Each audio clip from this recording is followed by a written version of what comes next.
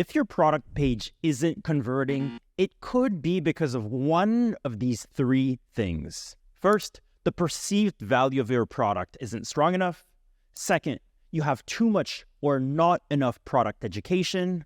Or third, there is a lack of clarity. Now, in the next few minutes, I'll show you exactly how to diagnose these issues and also how to address them. Because in the past 9 years, I've run thousands of A/B tests and helped hundreds of e-commerce businesses improve their conversions through SplitBase, my optimization agency. And what I'm going to share here comes directly from my experience helping these brands. So first, let's just start with how to diagnose.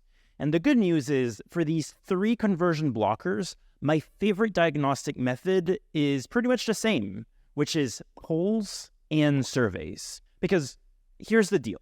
People spend a ton of time in their analytics. They look at what competitors are doing, or they look at lists of best practices, for CRO and what those lists recommends.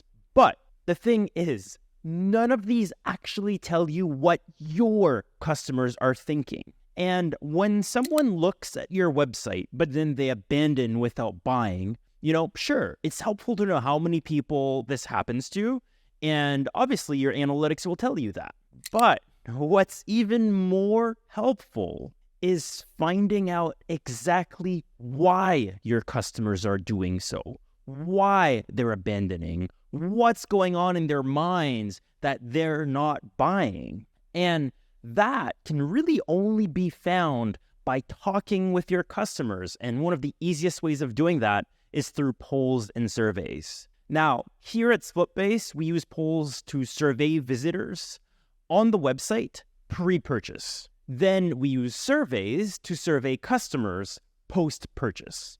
What this achieves is that it helps us understand the pre-purchase objections and the post-purchase motivations. Very, very insightful and almost too simple. Now, for product pages, if we're trying to understand why a product page isn't converting, my favorite polls to run, it's pretty simple, but it would be, first, what questions do you have about this product? When you ask that question, people will type their answer, and they're pretty much going to tell you what's missing from your pages. The second question that I like to ask is, what's holding you back from making a purchase today? And then it's a great question because if there's anything obvious, well, they will let you know. By running these polls, you generally find out these couple things. First, if people are saying or they're asking for questions about the product or about the brand, and those are the reasons, those are the questions they have, or those are the reasons why they're not buying, well, that tells you a couple things. If the questions they're asking are already being addressed on your product pages, that might mean that the way you're displaying this information is just not efficient.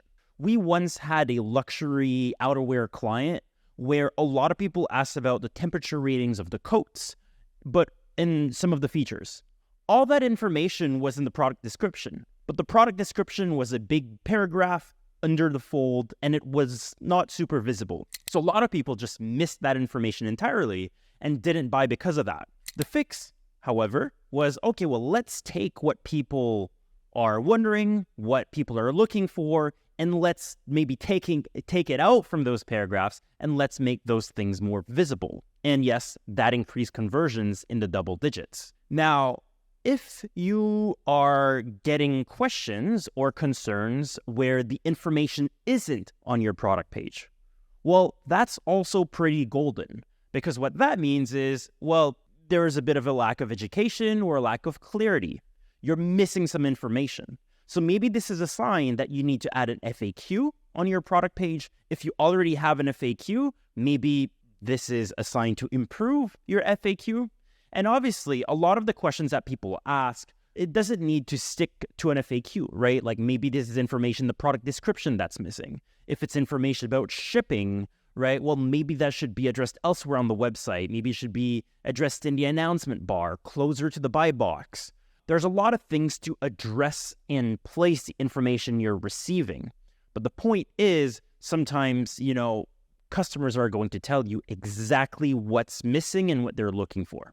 And Third, you might actually notice, and this happens in every single poll, you might actually notice that a lot of people say that they're not buying because of price. And we've seen this with, of course, luxury products, but we've also seen this with very affordable products. But everybody has a different perception of price and what's cheap and what's expensive.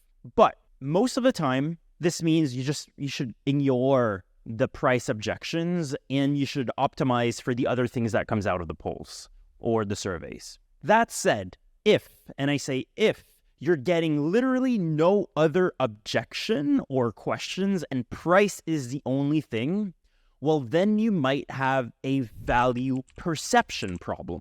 What I mean by that is, if people are convinced that your product is worth it, well, then you're going to have people that will buy it regardless of the price, right? If I can tell you that you're going to lose weight, you're going to lose 10 pounds guaranteed within the next 2 weeks, well, a lot of people might be ready to pay $50 for whatever that solution is, right? But if they're not convinced, if they're not sure if the product's really going to work, well, then their fear is that they're going to lose that money and they're not going to get the desired outcome. So sometimes it's about communication and messaging.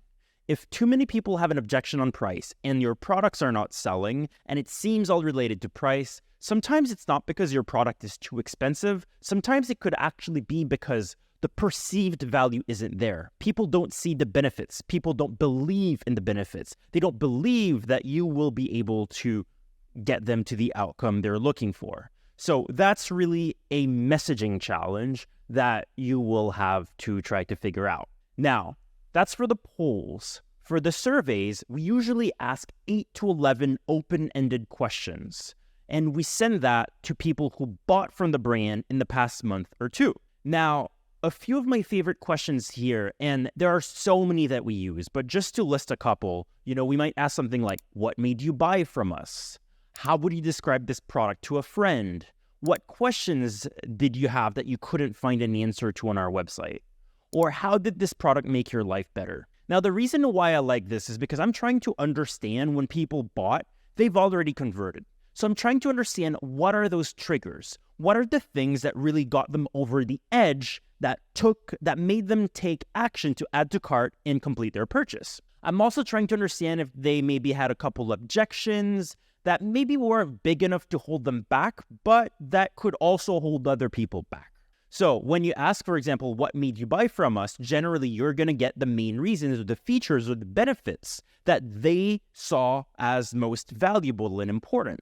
And so if you're trying to, for example, improve the value perception of your product, that question becomes quite valuable because now you know what your customers see and value most, and maybe that's different than what's listed on your website. And that's where you can start building hypotheses and running tests around messaging to see if there's a better way to align your messaging to increase the value perception of your product. Now, when I ask a question like, how would you describe this product to a friend?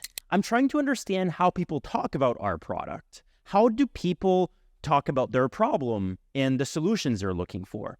And sometimes you're going to get what we call the voice of customer out of that question.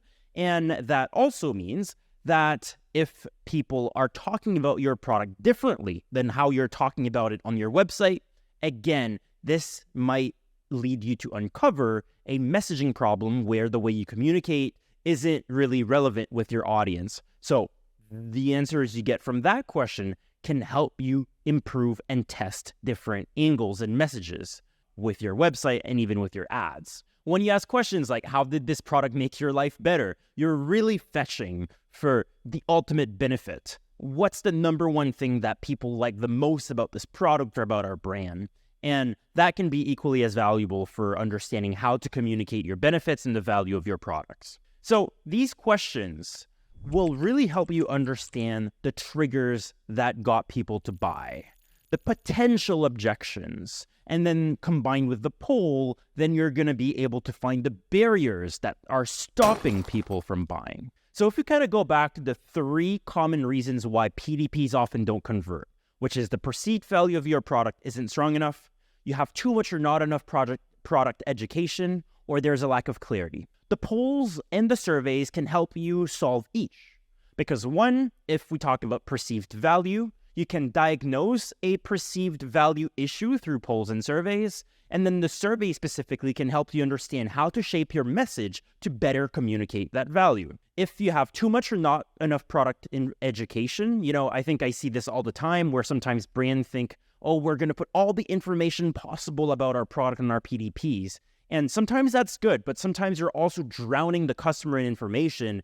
And by drowning them in this information, you're also drowning the information that they really care about or they really want to see in order to be able to make that purchase. So by doing both the polls and the surveys, you will get to understand what's important and what's less important to the customer. You'll be able to prioritize your information and have a content hierarchy that then you can test and, hopefully that will help you increase conversions. And then these research methods will also, of course, help you understand if there's a lack of clarity. Sometimes we assume that what is clear about our product is clear, but then you realize customers don't understand how to use the product. They don't understand how it works. They have a bunch of questions that aren't being addressed. So those research methods that we just discussed will help you understand what's missing as well from your product pages so you can get more customers to convert. So ultimately, this is how you diagnose those 3 issues.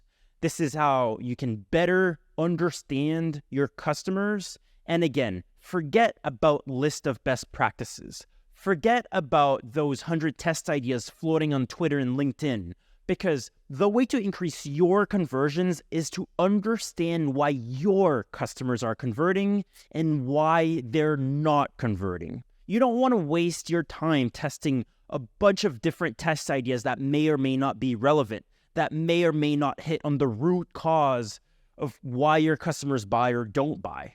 You want to hit the root cause from day one. If you want to move the needle with optimization, you need to research and understand your customers and build your optimization program and your test from that point. So that is really the core of our testing trifecta methodology. If you need help with this, well, just reach out to me. I'm always happy to see how we can help you with this. Otherwise, go to splitbase.com to learn more about how to do this research. And if you want more of this content, well, just like and follow for more. I'm Raphael from SplitBase.